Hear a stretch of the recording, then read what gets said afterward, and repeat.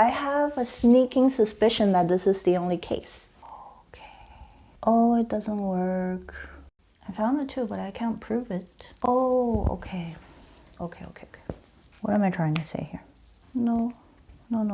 That's not contradictory. That's not a contradiction. I have to say I'm a little disappointed. Number one. Find all number triplets x, y, z such that when any of these numbers is added to the product of the other two, the result is 2. Result is 2. I guess we could list some. If we're only considering positive numbers, I guess 0. Yeah, we can't. 0 doesn't work. How about this? Can we do something with negatives? Or 3s? The national Olympiads are usually proof questions. So it's not just that I have to find the final answer, but I also have to show why that's the case. I have a sneaking suspicion that this is the only case, because they have to be symmetrical. Can they be all negative? No, it has to be 3.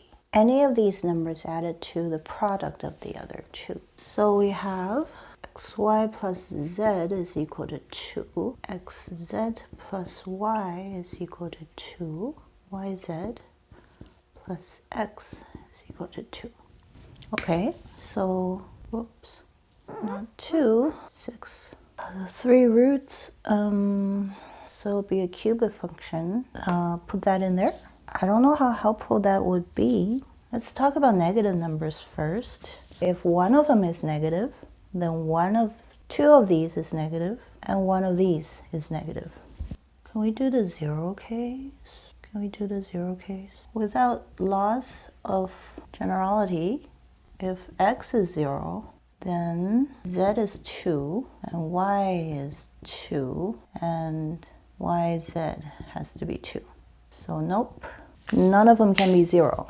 And if without loss of generality, x is negative, if one of them is negative, well, it depends on y, right? Can they not all be negative? Well, let's start with if 3 of them are negative. All 3 of them. X, y, and z are all negative. Then xy is greater than 2, and yz is greater than 2. But we have this. No, they're not. They're all negative. Yeah. Can they not? They can be 0, not even one of them. But they have to add up to 6, which is okay because they're negative numbers. Can we try a few? Say 1.5. No, they need to be even bigger. They can't just be bigger than root 2. Let's say 2. Well, I found another one, I think. If this is negative 2, this is negative 2, and this is negative 2. Yeah. Is that the only one, though? The difference, like what if I make it like 3? Let's have an order of these things. Without loss of generality, x is less than y, which is less than z. So x times y has to be the biggest if they're all negative. So x, y, and z are all negative. Then x times y has to be the biggest product out of the 3 because they're the most negative. But that would mean z, okay, if they're not equal. If, let's say, x and y are both less than z, then xy is going to be greater than xz or yz. And z, which is equal to 2 minus xy, let me get rid of these. It's not a polynomial one. And y is equal to 2 minus xz, and x is equal to 2 minus yz, which would mean that z, well, it's a negative number. This is the biggest, smaller than x and y, which is a contradiction to this, if there are any differences. And I guess similarly for yz being the same and x being different. So they have to be all the same. So x is equal to y equals to z for the negative case. So this is the only one for the negative case. Do we have to show that? If they're equal, if they're all equal, whoops, yeah, the negative case, x, y, z are negative, and x is equal to y is equal to z, then x squared plus x is equal to 2. Whoops, I have to bring it back first. X squared plus x minus 2 is equal to 0. X is equal to -1 plus or minus square root over 2a. Those are the two. Oh, I guess I didn't have to separate it. And so because of this, this is the one. And we already said it can't be equal to 0. So if they're all bigger than 0, then we have a similar argument for why they can't be different, I think. Hopefully. Let's take a look. So if they're bigger than 0, then yz is greater than or equal to xz, which is greater than or equal to xy. So if they're different, z is equal to 2 minus xy, y is equal to 2 minus xz, x is equal to 2 minus yz. If there are any differences among them, so yz is going to be the biggest one. Oh, it doesn't work. Because yeah, it can be the smallest. Because it's not like the negative case, it can be the smallest. And it's less than 2. Well, it's greater than 0, that's not saying much. Yeah, so for the negative case, I can prove that they have to be equal. And the positive case doesn't seem to be working out. Oh. Let's say this is 1. If this is 1, then x and z must also multiply to 1. So if y is equal to 1, then x plus z is equal to 2, and xz is equal to 1. So x plus 1 over x is equal to 2. Oh, okay. So if y is 1, then x has to be 1, and therefore z has to be 1. And if y is less than 1, oh, then I still can't. Then what use is this? Do the other one first? Maybe the other one's easier, I don't know. If y is greater than 1, that doesn't help either. So now we just have to make sure y has to be equal to 1. But why does y have to be equal to 1? I found the 2, but I can't prove it. Oh, okay. Okay. What am I trying to say here? No. That's not contradictory. That's not a contradiction. Yeah, why would it not be? Why is it not possible for them to not be 1? I don't see where the contradiction is.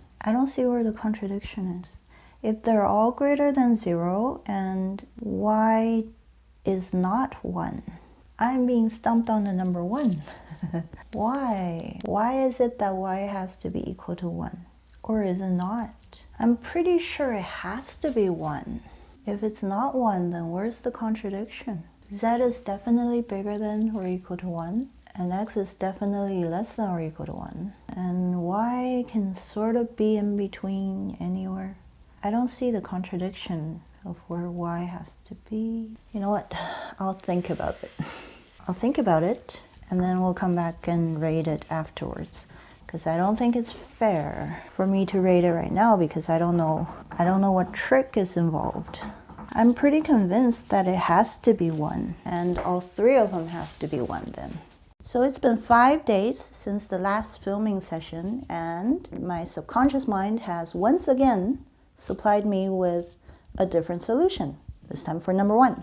Instead of treating this like a number theory problem, we'll just solve it like an algebra problem. This is 1, 2, 3, 4.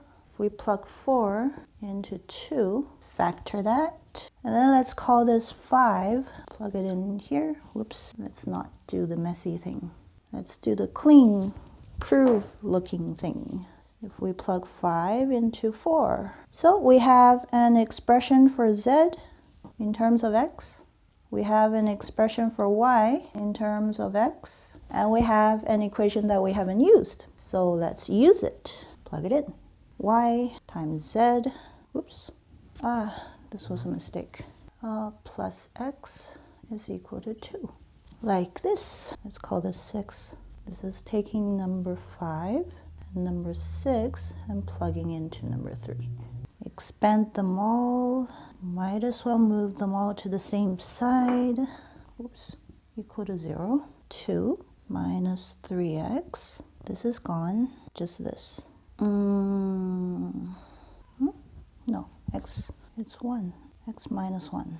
Add to 1, multiply to negative 2, 2 and minus 1. X plus 2, x minus 1 equals to 0. So we get all the possible values of x is 1 and negative 2. This is y, this is z. So when x is equal to 1, y is equal to 2 over 1 plus x, which is 2 over 2, which is also 1. Z is equal to 2 over 1 plus x, which is 2 over 2, which is also 1. When x is equal to negative 2, maybe I should do it on the other side. It's getting low. When x is equal to negative 2, y is equal to 2 over 1 plus x, which is 2 over negative 1, which is negative 2. Z is same thing. So we get, this is 1, 1, and 1. This is negative 2, negative 2, and negative 2. So those are the only answers. Accessibility, system of equations, and quadratic is probably grade 11. Not that bad. 2 out of 3. Originality, I have to say I'm a little disappointed that this turns out to be a purely algebraic question. I thought I was dealing with number theory at some point. Because algebra is so good at getting straight to the answer. It's like trying to walk a scenic route and then realizing that you've driven a sports car. You went straight to the end of the scenic route without being able to explore anything along the path. 1 for originality. Explorability, we can explore if we can set up a similar symmetry among sets of other sizes. For example, if we have 4 numbers or 5 numbers. Yeah, there are things to explore. Do I like this question? I'm a little disappointed. So this is a 6 out of 10. That concludes number 1, finally.